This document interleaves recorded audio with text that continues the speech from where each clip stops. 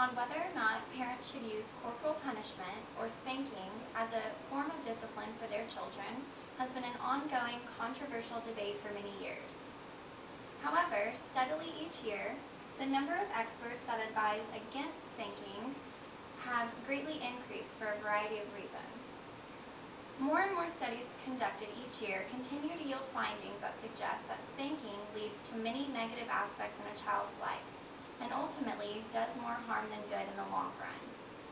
Unfortunately, despite these evidences, about 61% of parents still condone spanking as a regular form of punishment for young children, according to parenting.com. Today, I'm going to explain the elements of different studies and research that advocate against spanking and detail why it is essential for parents to use other forms of nonviolent punishments as discipline. I'm sure everyone here is well aware of the phrase, monkey see, monkey do. As illustrated by this video, the saying is often used to describe children's behavior when they observe someone doing something and then imitate that particular action.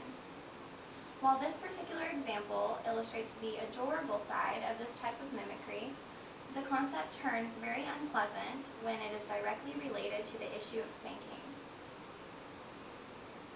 Children, particularly infants and toddlers, learn more from behavior that is modeled for them than from anything else.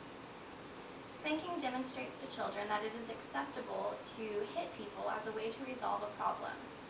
This is one factor that contributes to the elevated level of aggression that children who have been spanked have compared to those who have never experienced any forms of physical punishment. A recent study conducted by Tulane University and published in the American Academy of Pediatrics this month found that children who are spanked frequently at age 3 are more likely to be aggressive by age 5. The study surveyed 2,500 mothers across the U.S. 46% of the mothers reported that they had not spanked their child in the past month. 28% reported 1 or 2 spankings, and 26% reported spankings more than twice. 2 years later, the mothers who had spanked their children more frequently reported higher levels of aggression in their 5-year-olds. The children showed signs of aggression, which included arguing, screaming, fighting, destroying things, or bullying. The researchers of the study considered various other factors that play a role in increased aggression, and even after these factors were taken into account, the positive connection between spanking and aggression remained strong. This study provides the strongest evidence yet against the use of spanking. Edward Christopherson, a distinguished clinical psychologist at Children's Mercy Hospital and Clinics, details the correlation between spanking and childhood aggression. He explains that children imitate behavior that their parents model for them.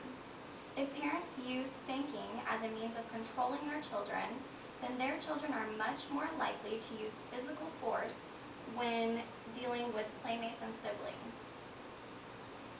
Therefore, in order to teach a child the proper way to act, a parent must provide a good example for their children to follow and use other non-violent punishments as discipline. The Tulane study is only one of many studies that reveal the detrimental behavioral aspects that come along with the use of corporal punishment.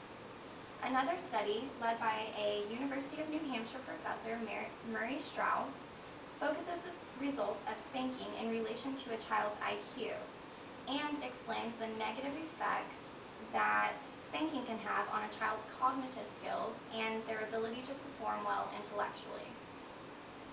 Murray Strauss is a well-known author and has been awarded many honors in his lifetime from various professional associations for his work and knowledge in the sociology field. His study looked at about 1,500 children in 2 different age groups. Researchers tested each of the children's IQs at the beginning of the study and observed them over the next 4 years. They were then tested again. Both groups of children got smarter over the course of time, of course. However, those who were spanked had a slightly lower IQ than those who were not, across both age groups. As with the previous study I discussed, other factors that could have affected results were taken into consideration. Although the results do not represent cause and effect, they do show a significant association between spanking and intelligence. The results of the study received considerable attention from parents and news media abroad and caused many to ask, how can this be possible? Strauss details the science behind spanking and explains why it is so harmful to children. One critical explanation is that spanking can cause chronic stress that disables a child from being able to think cognitively, and this can lead to much greater issues down the road. Another reason is that when parents use spanking and hitting rather than talking and explaining a child's mistakes, they prevent their child from thinking independently and learning how to solve problems appropriately. It is important for parents to use discipline as a form of a learning experience and not solely as a punishment tactic. Many experts confirm that corporal punishment is not the appropriate method to use when disciplining a child, as the amount of evidence confirming that it can be detrimental to a child's behavior and intelligence increases. It is essential for parents to take into consideration the consequences that come from it. The facts are all here. The studies conducted illustrate the harms and dangers that spanking can cause. Sometimes it may be easier or more convenient to spank your child rather than explaining their errors. But each time you do this, remember that you are setting an example for them that could impact the rest of their life.